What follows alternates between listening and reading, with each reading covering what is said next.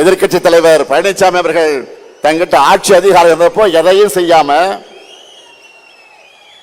தமிழ்நாட்டு உரிமைகளுக்காக குரல் கொடுக்கிற தெம்போ திராணி இல்லாம அடிமை சாசனம் எழுதி கொடுத்தார். பாஜக தன்னோடு இருக்குன்னு இப்பவும் வாய் துடுக்கோடு பேசிட்டு இருக்கிறாரு. எதிர்க்கட்சி தலைவர் மாண்பே இல்லாம தரந்தாந்து என்னை உரிமையில பேசிட்டு இருக்கிறார். கொள்கை இல்லாம தொடை நடுங்கும் பழனிசாமி அவர்களுடைய தரத்தை மக்களோட அந்த மக்கள் தெளிவாக எடை போட்டு பார்ப்பாங்கன்னு நானும் விட்டுட்டேன். ரெய்டுகள் இருந்து தன்னை காப்பாத்திக்க அதிமுகவை அடை வச்சுட்டார். திராவிடம்னா என்னன்னு கேட்டப்போ அதெல்லாம் எனக்கு தெரியாதுன்னு சொன்ன அவர் அண்ணா திராவிட முன்னேற்ற கழகத்தோட தலைமை பொறுப்பில் இருக்கிறார். இன்றைக்கு அவர் திராவிடம்னா என்ன தெரியாம அதிமுகவுடைய தலைமை பொறுப்பில் இருக்கிறார். அதான் வெட்கக்கேடு. அதிமுக தொடங்கினப்போ தன்னுடைய கொள்கை அண்ணாயிசம்னு சொன்னாங்க. அதை இப்ப பழனிசாமி அவர்கள் அடிமையிசம்னு மாத்தி அமித்ஷாவே சரணம்னு மொத்தமா சரண்டர் ஆகிட்டார். முழுசா நடந்த பிறகு முக்காடு எதுக்குன்னு கேட்பாங்க. அந்த மாதிரி நேற்று டெல்லியில கார் மாறி மாறி போன பழனிசாமியை பார்த்து இப்ப எல்லாரும் என்ன சொல்றாங்க தெரியுமா? காலையே விழுந்த பிறகு முகத்தை மூட கர்ச்சீஃப் எதுக்குன்னு தான் எல்லோரும் கேட்கிறாங்க.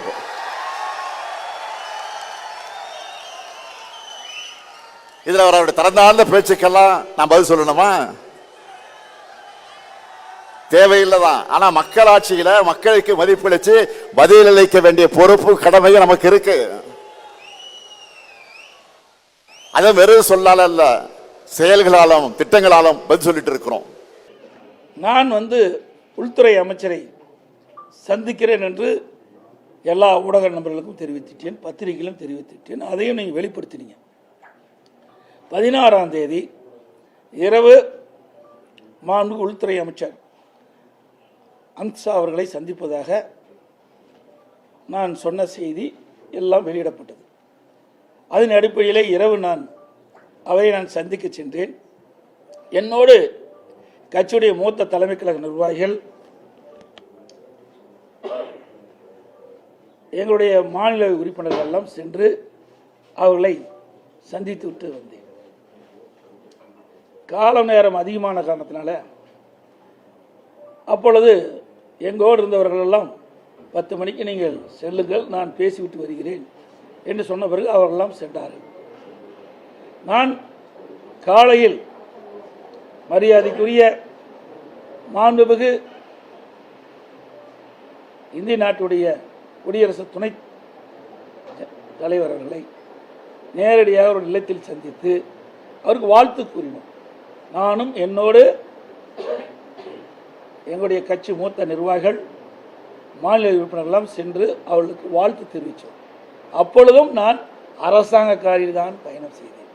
இதையெல்லாம் திட்டமிட்டு பத்திரிகைகள் ஊடகத்தில் செய்தி வெளியிடுவது என்று நன்றாக தெரிந்துதான் தமிழ்நாடு இல்லத்தில் இருந்து அரசாங்கத்துக்கு சொந்தமான காரில் தான் நான் துணை ஜனாதிபதியை சந்தித்து பேசினேன். பிறகு மரியாதைக்குரிய உள்துறை அமைச்சர்கள் இடைவெளியை சந்திக்கின்ற பொழுதும் நானும் என்னுடைய மூத்த கட்சி நிர்வாகிகளும் என்னுடைய காரிலே அரசாங்க காரில் தான் நேரடியாக உள்துறை அமைச்சர் வீட்டுக்கு சென்று அவரை சந்தித்தேன். பிறகு சந்தித்து விட்டு அவர்கள் வெளியிலே சென்று விட்டார்கள். பிறகு நான் ஒரு 10-20 நிமிடம் அவர்களிடையே பேசிவிட்டு பிறகு அவர்கள் பல்வேறு பணி இருந்த காலத்தில் உள்துறை அமைச்சர் அந்த பணியை மேற்கொண்டு விட்டார். நான் வீட்டிலிருந்து வெளியில் ஒரு காரில் என் முகத்தை துடைக்கிறேன். அப்பொழுது அதை எடுத்து அரசியல் பண்ணுகிறேன். வெக்கமாகவும் வேதனையாகவும் இருக்கு. தமிழ்நாட்டிலே ஊடகம் பத்திரிகையும் இந்திய நாட்டுக்கு ஒரு முன்னுதாரணமாக விளங்கக்கூடிய பத்திரிகை ஊடகம் இப்படி தரம் தாழ்ந்து இதை வெளியிடுவது எந்த விதத்தில் சரியாக இருக்கு? சிந்தித்து பாருங்கள். ஆக இதையெல்லாம் உங்களுக்கு பரபரப்பான செய்தி கிடைக்கவில்லை என்ற அடிப்படையில் இந்த செய்தி வெளியிடுவது எப்படி ஏற்படும்? சிந்திங்க. முகத்தை துடைக்கிறேன். இதில் என்ன அரசியல் இருக்கின்றது? நான் வீட்டுக்கு செல்கின்ற பொழுது, மாண்புமிகு உள்துறை அமைச்சர் வீட்டுக்கு செல்கின்ற பொழுது அரசாங்கத்துக்காக தான் சென்று எல்லா ஊடகத்திலையும் பத்திரிகையும் செய்தி வந்தது. வெளியிலே வருகின்ற பொழுது எனது முகத்தை துடைக்கின்ற பொழுது ஒரு வீடியோ எடுத்து ஒரு சில ஊடகங்கள் வேண்டுமென்ற திட்டமிட்டு ஊடகத்தில் எடுத்து பத்திரிகையிலையும் ஊடகத்தில் வெளியிடுவது எந்த விதத்தில் சரியாக இருக்கு? சிந்திச்சு பாருங்க. இது உண்மையிலே வருத்தத்துக்குரியது. ஊடகத்துக்கும் பத்திரிகைகளுக்கும் என்று ஒரு நடுநிலையோடு செயல்படுது. ஒரு தலைவரை வேண்டுமென்ற ஒரு கட்சியுடைய பொதுச் செயலாளரை திட்டமிட்டு இதை அவதூறாக செய்தி வெளியிடுறது சரியில்லை என்பதை மட்டும் நீங்கள் உணர வேண்டும்.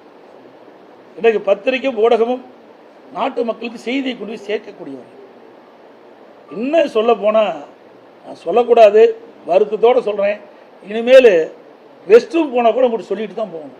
அப்படிப்பட்ட நிலைமைக்கு இன்றைக்கி அரசியல் போய்விட்டது.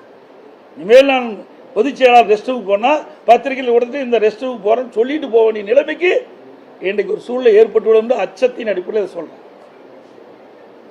இதில் என்ன இருக்குது? இது ஏன் இவ்வளோ பெருசு பண்ணி இதை முதலமைச்சர் இதில் பேசுகிறார், எங்கள் கூட்டத்தில் பேசுகிறார், கரூர் கூட்டத்தில் பேசுகிறார். எடப்பாடி பழனிசாமி முகத்தை மறைத்து கொண்டு வெளியிலே செல்வதற்கு என்ன காரணம்? நான் தான் பகிரங்கமாக உள்ள போனேன்ல, செய்தியை வெளியிட்டு விட்டு மாண்பு உள்துறை அமைச்சரை இந்த நேரத்தில் இந்த தேதியில் போய் பார்க்கிறேன் என்று செய்தி வெளியிட்டு எல்லா ஊடகத்திலையும் அந்த காட்சி வந்தது. நான் காரில் போகிற காட்சி வந்தது சொல்லிட்டு தானே போனேன். ஒரு முதலமைச்சர் எதை பேசுவது என்று தெரியாமல் பேசுகின்ற முதலமைச்சர், அதனால தான் பொம்மை முதலமைச்சர் சொல்லிட்டு இருக்கிறார். எதை பேசணும்ல, எதையும் பேச முடியாது, சரக்கு இல்லை.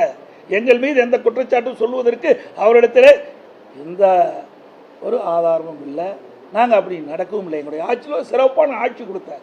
அதனால் அந்த ஆட்சியில் எந்த குற்றமுறையும் கண்டுபிடிக்க முடியல. அதுமா அதை விட்டு இப்படி சிறுபிள்ளைத்தனமாக இப்படிப்பட்ட இந்த காட்சியை வைத்துக்கொண்டு பேசுவது ஒரு முதலமைச்சருக்கு அழகல்ல. சார், இப்போ அமித்ஷாவை நீங்கள் சந்திக்க போகும்போது காரில் சொன்னீங்க, அரசு காரில் வரும்போது தனியார் காரில் ஒரு தொழிலதிபரோடு நீங்கள் வந்ததாக சொல்கிறாங்க. நீங்கள் எப்படி தொழிலதிபர் நீங்கள் வரும்போது இதெல்லாம் நீங்கள் கெஸ் பண்ணி கேட்கக்கூடாது.